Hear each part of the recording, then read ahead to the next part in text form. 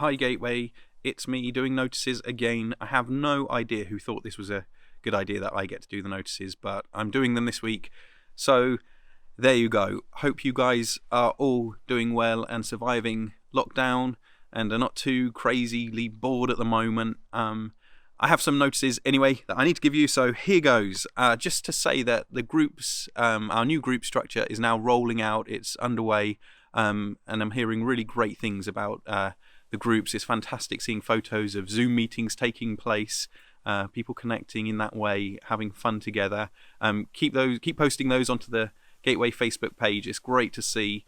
I just want to take a moment to say thank you so much to everyone who stepped up to lead one of those groups at this time. I really so appreciate that and the significance that makes to us as a community, just to meet together, be together, connect in that way and care for one another. Really thank you guys so much. There's been about something like 35 groups that have started, so what a great way to really care and connect through this time. So thank you guys who have stepped up to do that.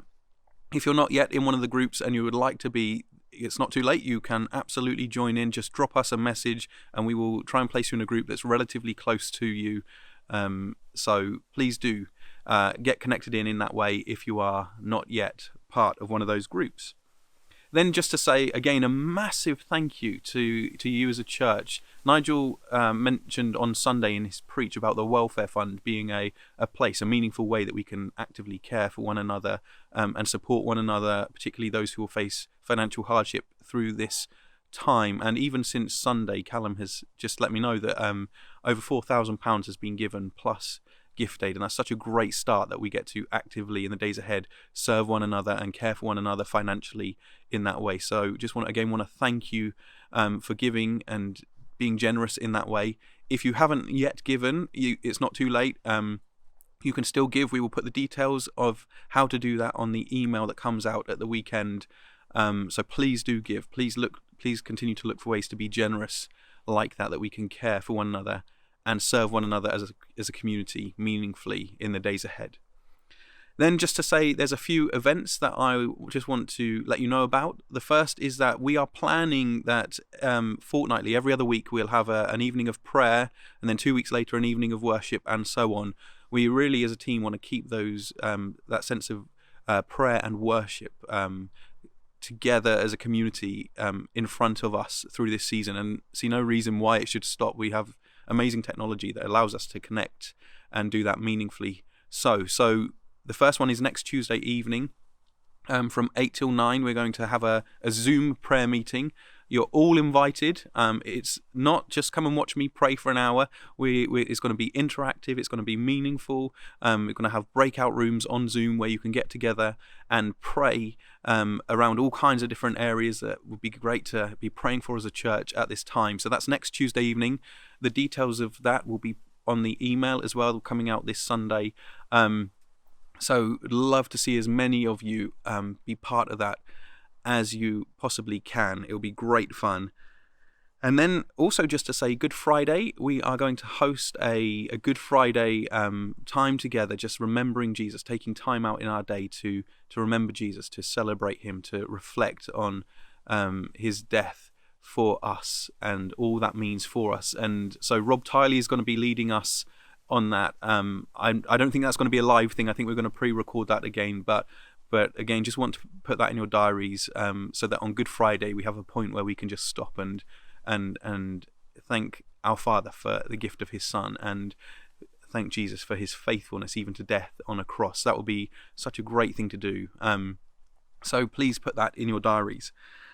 Then just to say quickly, I just want to give you an update of where we are with preaching. So the next 2 weeks, we are not going to be talking about coronavirus. You'll be happy to know. I am sick of hearing about it, and I'm sure that you are too. Instead, we are going to talk about Jesus. We are going to reflect on him as we come up to Easter, on the good news of Jesus Christ, who was crushed but victorious over sin, sickness, and death. And so we're going to take a couple of Sundays just to remember him and turn our eyes towards him, which is really the best thing we can do in this season, is to keep our eyes firmly fixed on him and his faithfulness and his goodness towards us Easter Sunday, I'm hoping that we'll have some kind of live element. We're going to pre-record the preach, but I hope that we will be able to have a live stream of just a few of us just hosting the morning. And I'm hoping that also as a community we'll get to invite friends and family to be a part of that, and that we get to share the gospel, and that we get to invite people to put their faith in Jesus at this time. So we'll send you guys a digital invite for Facebook and social media that you can post to friends and families and invite them to come and join us as we remember Jesus, who was crucified but was raised to life. And what a great message we have to share with friends and family at this time. So I'm looking forward to that.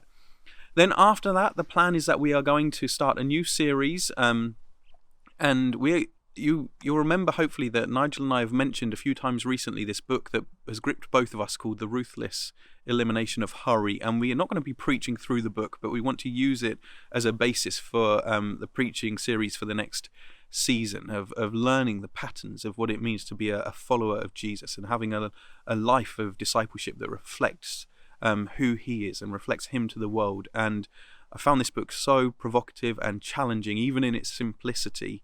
And again, just I know that at the moment many people are finding that they're having a renewed passion to read the Bible and to pray and seek God. And so I really believe that this book will serve us to just deepen our walk with Jesus, to really take hold of what it means to be a follower of Jesus. So that we're going to be doing that after Easter for the following 7 weeks. Hopefully we'll be out of lockdown by then, but who knows? And then just a couple more things. So firstly, just to say, we really are utilising Facebook at the moment as a place for community, for engaging with one another, for building a sense of community. I recognise a lot of you are not on Facebook for all kinds of reasons. I'm not the biggest fan, but at this moment I've absolutely plugged back in to Facebook just to be around and to connect and to have a sense of community.